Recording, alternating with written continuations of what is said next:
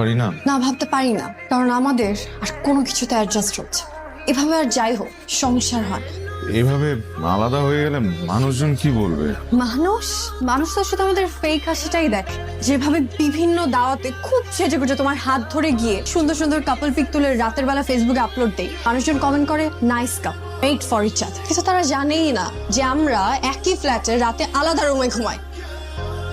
এই অভিনয়টা আমাকে দিয়ে আর সম্ভব না জয়।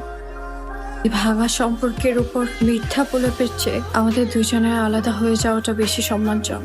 Abani, it's final.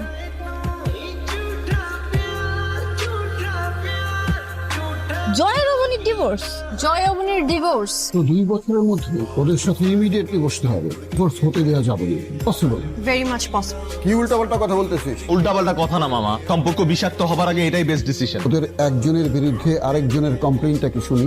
We don't suit with each other. বিয়ের আগে তো তোদের ঠিকই স্যুট করছিল, এখন কি এমন হয়ে যাচ্ছে যে স্যুট করছে না? প্রেম আর বিয়ে এক জিনিস। আমরা খুব কাছাকাছি গিয়ে বুঝতে পারি মানুষ আসলে দূর থেকেই দূর থেকে দেখে যেটাকে আলো মনে হয়, কাছে গিয়ে বোঝা যায় সেটা আসলে নিঃসঙ্গতার আগুন। মানুষকে দূর থেকে দেখে ভালো লাগে, কারণ তখনও আমরা শুধু তার গল্পটাই শুনি, কষ্টটা।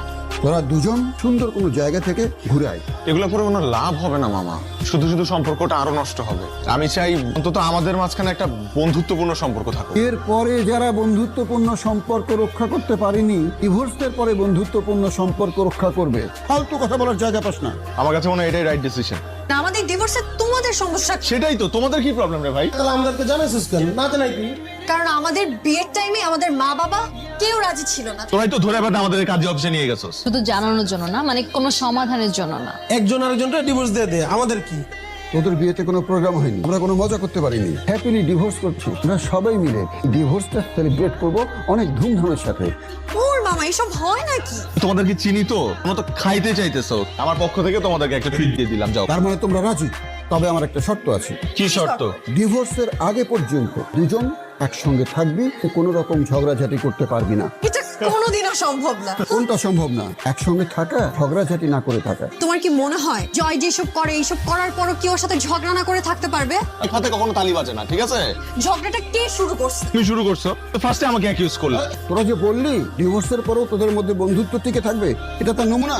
প্রোগ্রামের আগ পর্যন্ত তোরা কোনো ঝগড়াঝাটি করতে পারবি না। তোদের ডিভোর্স আমরা ধুমধামসে সেলিব্রেট করব। সবাই পাগল হয়ে গেছে। আমি রাজি। তাহলে কাল থেকে শুরু হবে শপিং। শপিং? কাল থেকে শপিং শুরু হবে, সিটি সেন্টার ভাড়া করা হবে, সবকিছু হবে।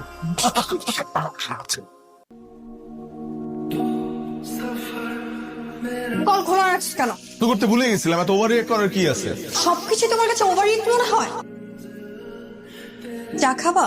সরি, তুমি তো আবার চা খাও না, কফি খাও। চা খাবো যদি তুমি বানাও। তোমার চা? তুমি তো জানো আমি চা খাই না। জানি, কিন্তু এই চা আমি নিজের হাতে বানিয়েছি তোমার জন্য। তোমার হাতে কি জাদু আছে নাকি যে চা বানালে সেটা কফি হয়ে যাবে? ইচ্ছা করে করো তুমি। ইচ্ছা করেই করি, কারণ আমি চাই তুমি একদিন চায়ের প্রেমে পড়ো, না হয় আমার প্রেমে আবার পড়ো। সব ভং দেখতে ভালো